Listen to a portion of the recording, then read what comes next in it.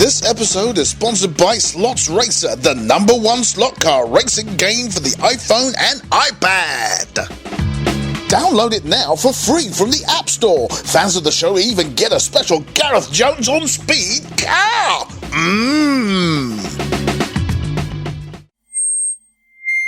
Madame et Monsieur of the Press, we present to you for the first time our 2014 Renault Formula 1 AG.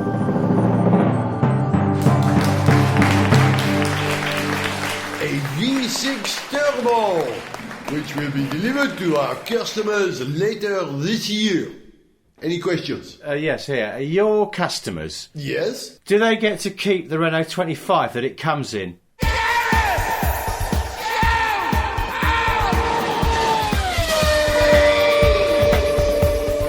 Hello and welcome to Gareth Jones on Speed, brought to you not only in stereo but also in 3D. Watch this. I'm over here. I'm over here. Now I'm behind you. That probably didn't work, that last bit. I'm Gareth Jones, he's Zog. Hello. And he's Richard Porter. Hello. You guys, have you been watching Sky? Because for the first time ever, Sky have been covering testing in Barcelona and to a lesser extent Jerez.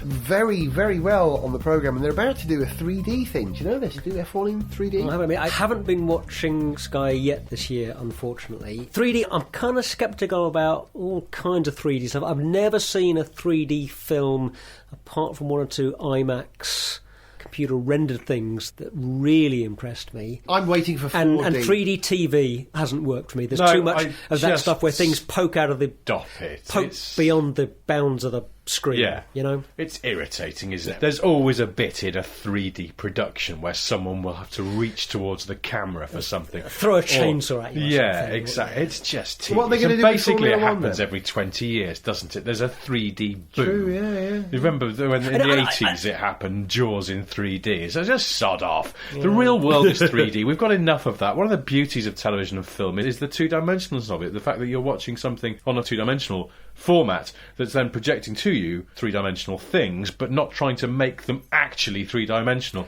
And you can make a virtue of that. We see the world in film and on television in a way we don't see it in real life. Yep. And that's partly why it's such glorious escapism. And even something that's actuality, like Formula 1. I still don't want to have, for example, Jensen Button's car zooming into the middle of my face. I'm quite happy just to watch a race as an event that I'm a spectator at remotely. There's no need. Yeah, well, I'm perfectly happy to have it as a 3D experience, as long as it's a convincing 3D experience. Well, it won't be though, will it? Because we've all been to Formula 1 a races. thing where you get a kind of separate planes of No, flat it's action, just which is how it always comes across in 3D. awful nonsense, because you go to a Formula 1 race and it's so much more than just the three-dimensionalness of it. It's the noise and the atmosphere and the smell and the buzz in the air and everything about it, and you will never replicate that on television. So why even try? Just accept it's a televisual broadcast and it's fine as it is. Stop mucking about. Yeah, you say, why would you do it? Well, you know, 'Cause one they reason, can. you can charge more for it. Two, some people do want it. I don't know how many. Well, but they're there are- idiots. Yeah. Hey! Yeah. So apart from all the 3D nonsense that's going on in Spain... for Sorry, I've Formula 1, started off a bit cross. I've got a cold and it's making me a bit it tetchy. is allowed to be cross about 3D. I have no real interest in I'll tell you what, if you want 3D, I will come over and I will sneeze on you. Now, that's a 3D experience you do not want. The thing is, It's 5D. 3D is interesting. You know, I've actually made some 3D stuff. I remember years ago doing some computer rendered stuff, computer animated stuff, where I came up with a way in the computer modelling program to create two separate camera positions, one of which had a red filter in front of the virtual camera, one of which had a blue filter in front of the virtual camera, and then combined these two different bits of moving footage to create 3D stereoscopic stuff. It worked. It's fascinating stuff. You know, the technology of it and how you do 3D is fascinating. But as a viewing experience and as part of a storytelling thing, yeah, it doesn't work. Doesn't. If you're that obsessed with 3D, I don't know, go and see a Go play. outside. I like the way visit you the Go do and it, see yeah. a play, go to No, the no, zoo, do something real. Or Don't even go to better, play. Theatre's rubbish. Go and see a film, but go to the zoo. The zoo's are good. or become a Formula 1 driver. If you want more That's realism, real 3D. go and do it yourself. Right. But the stuff that's got me excited has got nothing to do with the technology used to cover the racing, but it's the technology on the cars. You know Sutton Images, who do all the fantastic pictures in F1? I went to their website recently and they've got a whole gallery of almost spy shots, you might say, of the cars. Amazing detail, like Giorgio Piola's drawings you get in Autocar. But these are the photographs. And I am proper knocked out at the detailing on the aerodynamic side on the cars. Well, it's probably because it's 3D. You banged your head on it. Keep this going, please. I want more of those. The obvious thing is, this is testing. So they're trying stuff out which probably isn't going to make the race car. Flow-Viz all over the place. Lots of cars running flow. There's something endearingly low-tech about Flow-Viz, isn't there? Yeah. It's old school. Yeah. But it clearly works. It clearly works exactly. really well. If it wasn't the best way of getting that information at that time, they wouldn't be doing it. It does rather look like someone who's been eating asparagus as on the Ferrari, though. Oh, the smell alone No, would be unimaginable. it's a smell thing. Not too much information. There were lots of other stuff on the cars as well, pitot tubes. They seem to have these large, grey, almost snorkels mounted on top of the car these days. It's measuring airspeed above the car and stuff I'll tell you like what, that. fitting them as well. He's rushed off his feet, old pitot tubes. Ireland's leading airflow monitoring consultant. What are those pitot tubes actually doing? Again, they're quite old school, aren't they? Well, they've got to know how fast the car's going. Well, yeah, but they're allowing I can't believe for it's the best way of figuring out how quick the car. Is it? Okay, as far as I understand, wind tunnels generally work on cars going straight forward on a rolling road. The air all happens in one direction. Immediately start turning, you're changing the vector of that wind flow by anything up to 90 degrees. Cars behave differently side onto the wind, three-quarters to the wind, than they do straight on.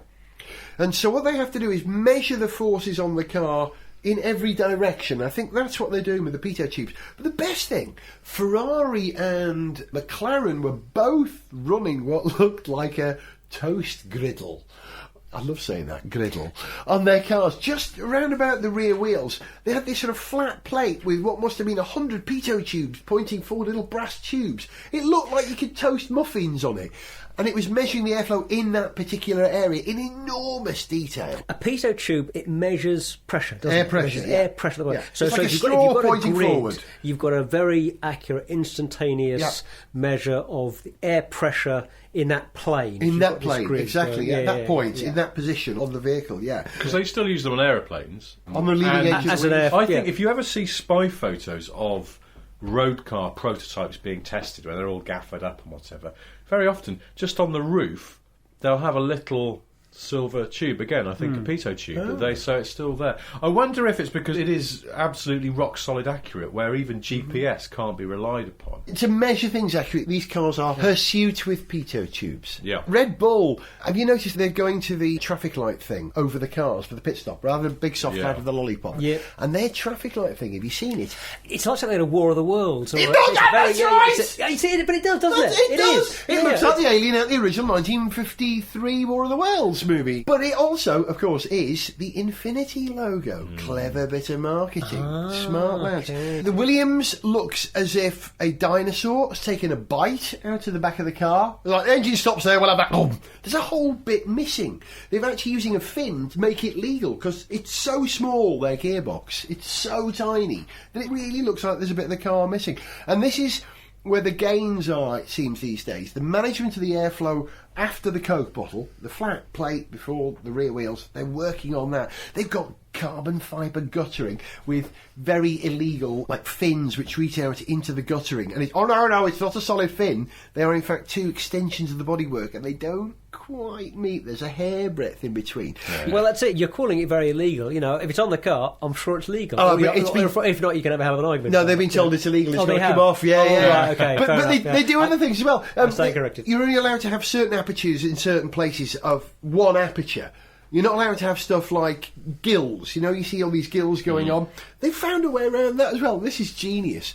Imagine a grid, right? So you've got a series of bars, slats, fitting each other like that. Kind of like teeth on a zip or interlocking sort of. Yeah, exactly. Or a grid in the ground. There's bars and there's gaps for the water to go through. And they allow heat or air to go through there. If you look at it, I'm holding my two hands together, so I've got sort of 4 gaps where my fingers meet. You're only allowed to have one gap in this area. So what they do is they pull the fingers away from each other slightly, connect the two outer fingers, and in the middle, they're not quite touching. That is technically one hole. It may be the shape of my fingers, but it is in fact a grid. Oh no, it's one hole, but it's a set of gills. They don't quite touch. It's difficult to imagine. You need to put a picture of that. I will draw with that. Yeah, no, I see what you mean. That's a clever solution. So at one end of the scale, you've got this incredible attention to detail from the great teams, McLaren and Ferrari, who are measuring things at every point. They're measuring the temperature of the car as well. At the other end of the scale, you've got Marussia, can I say it right? Not Marussia, who are running with a GoPro gaffered to the rear end plate of their rear wing. I mean, that's got to mess up your aerodynamics. A really great GoPro camera slapped. And then Force India were running with a whole DSLR mounted on a monopod just in front of Misery Guts, Paul di Resta. But, you know, they were doing filming, clearly. Not doing they wanted to get a picture of a really fast frown or something, or a 200 mile an hour diffident expression or something. I don't know. What happens when a man sighs at 180 miles an hour? Oh. And of course, one of the big stories here at testing in Barcelona is the rear end of the new Williams, which looks like it has an enormous chunk missing. At the moment, we can only speculate how they arrived at that. Oi! Williams! Oh, blimey, he's here again. Oh, quick. Oi! It's me! Patrick! Head! Where is everyone? Just popping by to see how everything's getting on. Hello? Hello? They must have gone for lunch. Which reminds me, I'm ruddy starving. Grr, this looks tasty. Patrick, no! What? You've just taken a bite out of the new car. Why did you put a balsamic glaze on it then? That was oil. Well, it's delicious. It's the only back end we had, and we haven't got any money left to make another one. Oh, this will completely compromise next week's test session. Oh, what, do you want me to do the catchphrase, or are you going to do it? Because it seems to me you're No, probably you have to do it. We can't. I know it's Williams, but it's your thing. It just seems that you're probably more annoyed about the situation than I am. So No, but you'll do it better. Are you sure? Yeah. Fine, I'm giving you the last chance here, okay? If you don't want to do it, I'll just do it, all right? But I'm warning you, I'm doing it now, Just okay? do it and leave the pit. Fine. Oh, bloody hell! Sniff Petrol with Gareth Jones on speed! There is no doubt that if you want an advantage in F1 at the moment, you have a superb technical director or a genius designer like Adrian Newey. So there's always a bit of movement going on off the ball while people swap and move around in Formula One. But the hot news this week is to do with Paddy Lowe. Do we call him Paddy or Patrick? He calls himself Paddy, doesn't he? I've only ever seen him as Paddy Lowe. Yeah, who is a McLaren man through and through. Does that mean he's dull? It means he's good. It means he's very good. Very clean. Very clean. Are you allowed to call yourself Paddy if you were christened Patrick, but you are not of Irish descent? I think with the consent of either the cause or Jedward, you are allowed to do that. What about Bono? Yeah, you have an executive role still in the... Oh, Bono can do it on his own. Irish It takes thing. two, Really? two of Jedward, three of the cause, one Bono. Yeah, Okay. yeah. I just wondered, because I think it's such a quintessentially Irish thing, and if you were from, I don't know, Weston-super-Mare, and you've never been to Ireland in your life, nor were any of your family from there, but you suddenly thought, I like the cut of this Paddy jib, I'm going to get in on some of that, whether you'd be seen as inauthentic. Yeah, it could be seen as a bit presumptuous. Because Paddy Lowe, Lowe, to me... assuming a bit of Irish identity if you're not actually sort of entitled to it. Yeah, Lowe sounds like a very English surname to me. Lowe, L-O-W-E. Yeah, Lowe. I think it's probably Dutch or German, Lowe originly, but and Saxon, Paddy is a bit casual for McLaren. Paddy, yeah. Patrick. Yeah. Pat at a push. But not Paddy. Paddy seems a bit flippant. he's not going... a McLaren name, is it? So Paddy, Patrick, Patrick, Paddy. Lowe is... whatever he's called. He's on his way to Mercedes. He's He has, despite denials from Ross Brawn in the recent past that anything like that was going to be happening. There's a bit of a power struggle going on at Mercedes, I think, isn't there? I think Mercedes asked, what's his name, the Walrus of Love, Norbert Haug to leave, didn't they? Or they encouraged him to leave, didn't they? I think that's right, allegedly. They've put Niki Lauda in there. That's a great idea. he said ironically. But then you've got Toto Hungry Like a Wolf coming in as well. But yes, there were rumours that Ross Brawn and Niki Lauda didn't always see eye to eye, but then... Ross is much taller than Nicky. Yes, exactly. Yeah. And Sorry. But then, the thing you were into, Zog, about Ross Brawn denying that Paddy Patrick Lowe was coming in. Suggests he wasn't keen. I think he emphatically said he's not coming here unless I decide to leave, and if I decide to leave, then he will come. And now he's going there, so does that mean that this will be Ross Brawn's last season with Mercedes? I don't know. I mean, I can't honestly say that I know how good a technical director Paddy Lowe is, other than that he's clearly been doing a cracking job for McLaren, and they wouldn't have kept him on there if he wasn't extremely good at his job. I just think, in a way, all the power struggles might be going on aside, it says good things about Mercedes this year and in the immediate future. They're clearly prepared to put a lot of effort in, make some difficult decisions, and it just sort of suggests to me, in a way, that they're very serious about improving, and they're very serious about giving Hamilton a car that's worthy of his talents. And I'm more optimistic about how that's going to work out now than I was when he announced he was going there, for example. Unless this is their plan. They want to make Hamilton feel comfortable, so they're just going to hire everyone from McLaren and then paint the factory a sort of grey colour and put a lake out the front, and then... give him the Senkai that they had last year. Yeah. Lewis is your new teammate. His name is Jinson Batoon. He's blonde. He's pretty good looking. Looks a little bit like Keke Nico, we've got some bad news. Can you grow a sort of scrubby tramp's beard? Good. And now, look practice a bit like your West Country accent. And can you look a bit more like the lead singer out of Coldplay? Exactly. That would do it. That would fool Lewis, wouldn't it? Yeah, probably. Lewis seems happy at the moment, doesn't he? He did well, actually, on his second day when he didn't crash into the walls because of brake failure. Yeah. That Mercedes actually went quick. I know it's only testing. Yeah, important proviso, but... He was at the head of the timesheets. What did they do to achieve that? Yeah, but he's clearly going pretty well. That's encouraging. And he's got a more positive mindset. That's good. Yeah. Do they need Paddy Lowe, then, Mercedes, do you think? Do they need it? Well, they think they do. Yeah, fair enough. But he's got to spend a year in Jardinia or something with the disease Jardinia, the illness. Tony Jardine. He's got a year with Tony Jardine. A year with Tony Jardine. Is that what it is? Or have I misread that? Is it actually a year's gardening leave? He's got a year's... Is it gardening or garden leave? Gardening. Is it leave. definitely? Because that's what you spend a year gardening. You spend a year just gardening. See, I thought it was garden leave because you spend a year in the garden. Just lying on a sun lounger. Although, obviously, if you live in Doncaster, that's no good. You're going to get rained on. I think in the UK, you can spend more time gardening than you really can in the garden. Because you can do gardening. But you're in the garden when you're gardening. Get out of that one, Poindexter. Yeah, okay, yeah, no, anyway, I'm sorry. All right, it's garden. I'm too much of a pedant to object your point. I don't know. It's a genuine question because I always get confused. But anyway, he's on gardening leave for a year. So if Mercedes do need him, they can't need him that urgently. I suspect that perhaps it's a win-win though. They already know Ross Brawn is leaving next year. Tap knows this is maybe something that's already been decided. And also, they've just stymied McLaren for this season. Because McLaren have had to say, no, that's it, you have to leave but stiffing one other team doesn't help you that much, you know. If I were Mercedes, I wouldn't cut Ross Brawn free because some other team will snaffle him up. Imagine Ross Brawn doing what he does at Williams, for instance.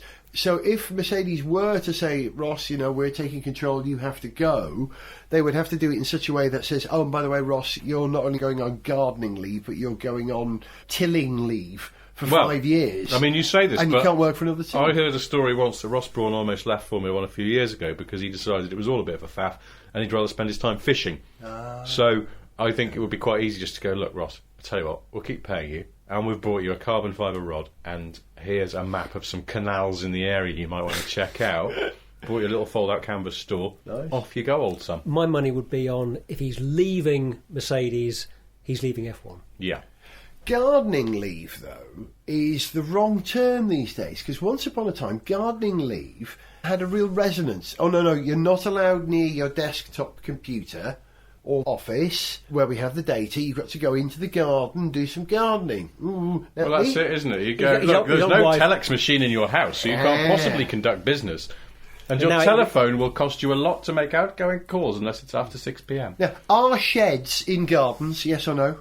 Yes. And many sheds are in gardens. Could you, for instance, have a number of iPads hooked up to the server or in your shed? You're talking my kind of shed. Yeah, well, you see, gardening leave doesn't mean what it used to. Well, also, you could argue that Paddy Lowe is being made to go and sit on his arse and watch Jeremy Kyle leave. Catch up on a few DVDs. Maybe. Exactly.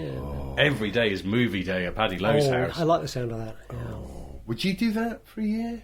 I don't know. I'd give it a shot. I'd actually get a bit bored. Maybe that's a lack of imagination on my part. I reckon you'd find enough stuff But to do. these are guys... Yeah, that's the other thing. I'd actually worry that I'd waste it from just finding idle things to do, but not really doing something big. You spend a few days, catch up on a few DVDs. Yeah, and, but I sort of feel I should go and just sort of go trekking through the Andes. But to be honest, I can't be bothered.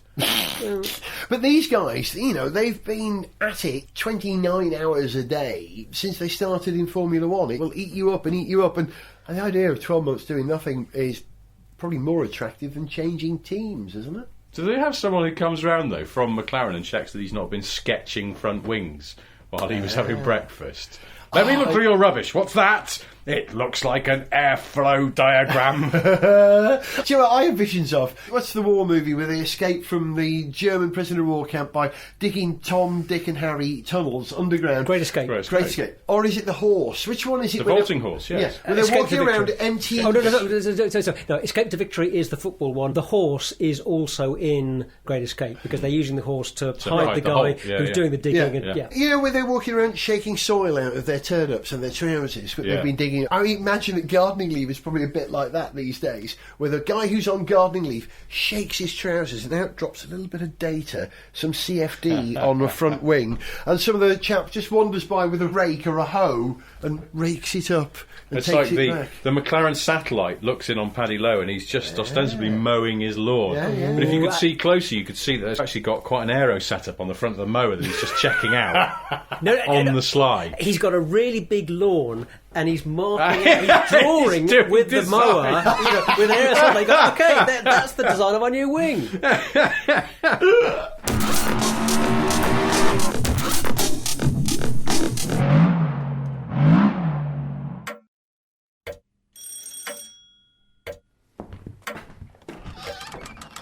Martin Whitmarsh, come in. Thanks, Paddy. Sorry to call out of the blue. Not at all. Happy to see you, so I am. I hate to do this, Paddy, but it's our legal bods, you see. They insist we have to check that you're not secretly designing F1 components while you're on gardening leave. I totally understand, Martin, old son, so I do. Look, I was just doing a bit of the old vacuum in here, so I was. Do you mind if I just finish this last spot here? Of course, Paddy. Don't let me stop you. There we go, all done. I was just about to get myself some lunch, actually. Can I make you a ham sandwich, Martin? Yeah, if it's no trouble, that would be great. That's no problem. 2 ham sandwiches coming up. There you go. Wow, that was fast. 2.9 seconds all in. Not bad. Room for improvement with getting the plate warmers off, of course. Paddy, I hate to bring this up, but I have to ask you a question. Okay.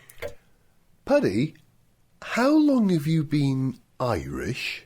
Oh, couple of weeks now, I guess. Pajamas, so it is, etc., etc. Well, good for you, Paddy Lowe. Thanks a million, big man. Wait, excuse me a minute. I've just got to put this wash on.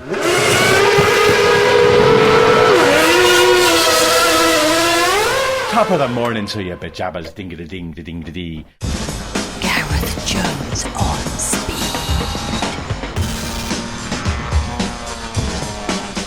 Geneva Auto Salon is coming up fairly soon. The car which this week appeared in all the magazines and websites I got very excited about is the thing that they're calling the Bertone Jet 2+2, or as I prefer to call it, the Aston Martin Rapide Shooting Brake. Because it is gorgeous, isn't it, guys? Yeah, it is. I mean, I don't get as excited by jumped up estates as you do, Gareth. But hang on a second. Can you hold a minute? Jumped up estates? Also, this is a one-off rather than a production vehicle, which makes it a little bit less exciting. And it is gorgeous. Absolutely, it's a beautiful-looking car, swift and practical. Yeah, it's a belter. It's a cracker. Oh, it's brilliant. In fact, I was just thinking that perhaps if the Rapide had looked like this from the off, It would have sort of made more sense in the Aston range. Look, this is the practical one. It's not just a DB9 that's been stretched a bit and a couple of extra doors stuck on it. It would have given it a sort of character and a purpose of its own. And also, it would have sidestepped all those accusations of all Aston Martins basically look the same. Well, exactly, because the back end doesn't look the same. But what Bertoni have done beautifully is integrated the lights off the latest Vanquish and before that the 177. It's got this sort of slightly different style of rear light. So it sort of follows some of Aston's latest design tricks, but with the front end of the Rapide, which suddenly looks extra special, connected to this kind of shooting brake back. It's great. It is. Do we know who's commissioned this? Because it is a collector, isn't it? Yeah, it's a collector. It's a wealthy Aston Martin collector, they're saying, which, in a way, the field a little bit, is a bit of a bummer, because I suspect this man said, I will pay you, Bertoni, to make me this car that I dream of. And by the way, don't make any more. Don't make any more, exactly. Yeah. If it was Aston Martin, Bertoni said, we're thinking of doing this, it's got Aston Martin's blessing. So Bertoni said, we're thinking of doing a show car for Geneva, just to see what happens. Here it is. Aston's gone, pretty good. We'll give you a call after the show, see what's what, if anyone was interested. And then they could have done, even if they just done a run of 20 or 50 or something like that. But as it stands, a man has commissioned it, and I think you're right. He will have said, I want this to be the only one. Is this not a bit selfish of him? It is. To allow me, for instance, to buy another one, because you know how much I love shooting brakes, an Aston Martin shooting brake. It's a bit selfish, isn't it? Having such a good idea and keeping it to himself. A little bit, but that's, I guess, what you know. If you're an Aston Martin collector, you're pretty well off, you know, and you can afford to indulge yourself in all kinds of ways. And I'm not even wealthy enough to be a Doc Martin collector, let alone an Aston Martin collector. Thank you very much. This isn't their first, though. You know that Bertoni did a shooting brake based on the DB5, previous generation Vanquish, I think. They just called that the Jet 2 a few years ago, and that was proper shooting brake in that it was only a 3-door. But this new one, the Jet 2 Plus 2, is a 5-door, but it's the best looking 5-door shooting brake that there is, because it makes the Jaguar Sport brake look like an estate car, and it makes the Mercedes CLS based shooting brake look like an estate car, whereas this looks like a kind of a hatchy coupe. Okay, but this raises an interesting point. What exactly distinguishes a shooting brake from an estate? Because in my simple mind, a shooting brake is an estate version of a coupe, you know, of a 2-door car rather than a 4-door car. How does this qualify as a shooting brake? For me, it's kind of length of the rear overhang. The shorter the rear overhang, the more likely it is to be a shooting brake. Ideally, it should only have 2 doors. Hang on, there was an Aston Martin shooting brake that had the Ford Focus rear door, if I remember, a few years ago. Yeah, really. That's Which an rear door? upmarket. The tailgate Aston from an Martin Escort conversion, estate, yeah. Not Focus, an Escort estate it was, I beg your pardon. And it was Well, like the Lynx Aventa, I think, was the Renault 5 tailgate. Yeah, I didn't know that. Those, yeah. Now, the Lynx Aventa is your quintessential shooting brake, along with perhaps the Lance Scimitar GTE. But that's almost really just a coupe. I mean, where's the line go? How would you classify a Volvo 480, for example? I mean, that's just an odd coupe. That is an interesting one, yeah. And using Gareth's overhang formula, you see a Volvo 240, very much not a shooting brake because it has a massive rear overhang, but a Volvo 480, 3 doors, very short overhang, but it's still a bit estatey shaped. But you need length between the front and rear wheels as well. You need a slightly longer wheelbase and a short overhang to get that sort of coupe-esque, stretched, low vibe. I think the main thing is kind of you critical would, sort of golden ratio-ish number that relates to that. It can be overhang described to- by an equation. I could write an equation which governed the relationship between the rear overhang and the distance between the front and the rear wheels, and that would be a shooting brake. So I'll need your mathematical assistance. Okay, this will be interesting. Whether we have to While work on this. you do that, Yes. can I just bring up another car, which is a I'm glad you brought Geneva this show? It's just a cough. One of the other things at the Geneva show, which I think is going to draw a lot of attention, is the production version of the Volkswagen XL1, which is, if you've seen it, it's very low, sleek, aero coupe. Super Eco. Super Eco. It has a 2-cylinder diesel engine, which I would love to hear, because I think it could go one of two ways. It'll either sound tremendously interesting, or it'll sound ruddy awful. But it'll sound like a generator. Yeah, dumper truck. They might as well have made it single cylinder. Yeah. Dang, dang, dang, dang, dang, dang, dang, dang, dang. It's hybrid, isn't it? And it has extraordinary economy. Oh, the Fantastic. figures are insane. It's incredibly light. This is the other thing. A lot of carbon fibre in it. I can't remember how much it weighs, but essentially it's a featherweight. It's well under and yet, and this is what I 1,000 find kilos, fascinating about it, this is now a production car. It was shown as a concept, and it's sort of part of a general project Volkswagen have had going on to make one of these sort of very aero teardrop-shaped things. For at least 10 years or so. Yeah, they've been faffing about this stuff. Didn't for the ages. guy who is the former head of the Volkswagen? Ferdinand Piech, yeah, he drove one in a sort of display of madness, yes. On his last day, he drove it. And Yeah, but that was a sort of forerunner of this thing, because it was much narrower. It was a two-seater, but two seats in tandem. Yeah. This, side-by-side seating, and it's been developed as a production car, so it's gone through all of the same tests and procedures the new Polo would have been through.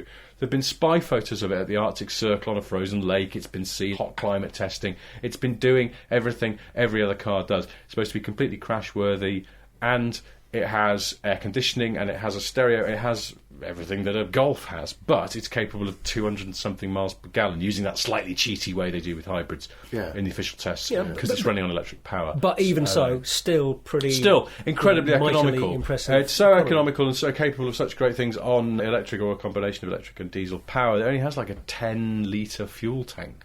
Wow, really? Well, I think you'll be able to get reasonable range out of it. It can do reasonable speeds, and they're claiming it can perfectly well drive on a motorway as much as it can just crawl around town. But I just think it's technically interesting. It's a big car company chucking a load of inventiveness and resources at something. The anti-roll bars are carbon fibre.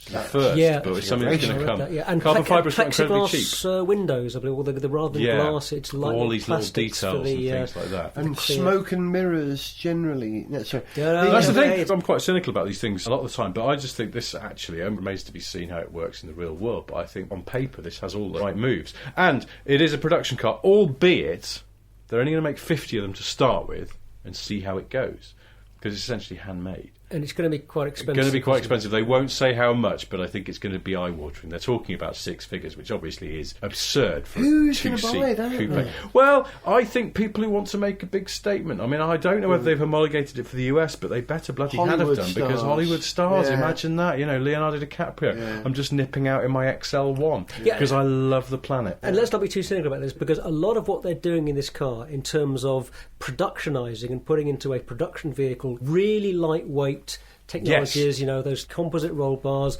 bodywork in composites and plastics that, you know, weighs a fraction of what you would do with steel and aluminium, and yet has the strength and can pass the really quite tough crash standards that cars have to pass now. Volkswagen have done a tremendous thing there, and so this is more of a genuine car of the future than anything else that'll be at Geneva. Well, this was going to be my Jerry Springer style thought for the day, my closing remark. The powertrain from this car is going into the Polo and the Up, I think, very, very soon. So this is all real-world stuff. And then, yes, you're right, carbon fibre anti-roll bars, they'll be on the Golf before you know it. This is like the vanguard of stuff that, not just Volkswagen, everyone will be doing this stuff if they want to keep making cars. You have to reduce weight, you have to do stuff with the powertrain to increase Let's hope, though, as a diesel hybrid from Volkswagen, it's better than that dreadful diesel hybrid that Citroën made that we tested. That was... Oh, let's be honest, it couldn't be worse. So I think they'll be fine. Hey, but you know, Citroën, you've gone another way. You know, the PSA group have got this hybrid air system going at the moment, where they store the energy from braking in a compressed air cylinder. They're pumping air. Yeah, but I invented that. No, you didn't. I did. In my head, I kid you not. When I was 12 years old, 1973, my rally chopper, my yellow Series 1 rally chopper, I used to imagine that the hollow tubes at the frame of the bike were like air pistons, and when I went downhill it would fill with compressed air, and then when I needed it going uphill I would press an imaginary button. I would actually be pedalling harder, and it would release that power going up the hill. I only ever had that as a fantasy as a child, and now it seems it might actually work. It's quite an elegant solution. You're saying, I don't know, either that or PSA have pursued the childish dreams of a 12-year-old, because it's funny, no one else seems to be doing this. Well, and there's a good reason for it, because in terms of thermodynamics, compressing a gas and then getting your energy back through expansion is not as efficient as a process like storing energy in a battery or a supercapacitor, chemically or electrochemically. Yeah, you have inherent losses in that. I can't remember the name for the expansion compression thing. There's a name for it. Yeah, there's a limit on how efficient it can be, and it's not all that great, I think. So, to sum up, if you're going to the Geneva show and you like to see something beautiful, go and look at the Aston Martin Rapide shooting brake, the Jet 2+2. If you like to see a glimpse of the future, go and look at the Volkswagen XL1. Yeah. And if you've got your kids with you, take them to the Peugeot Citroën stand, get them to give them some more ideas, because clearly they love it. You've been listening to Gareth Jones on Speed. He was Richard. Goodbye. He was Zog. Goodbye. And I was Gareth. I like the way you think, Richard. And you, Zog. To send us an email, see pictures, get song lyrics, join our Facebook fan site, follow us on Twitter, or to find out about sponsorship opportunities, go to garethjones.tv. Gareth Jones on Speed is made in London by Whiz Bang. Gareth Jones on Speed! This episode is sponsored by Slots Racer, the #1 slot car racing game for the iPhone and iPad. Download it now for free from the App Store. Fans of the show even get a special Gareth Jones on Speed car. I want one of those.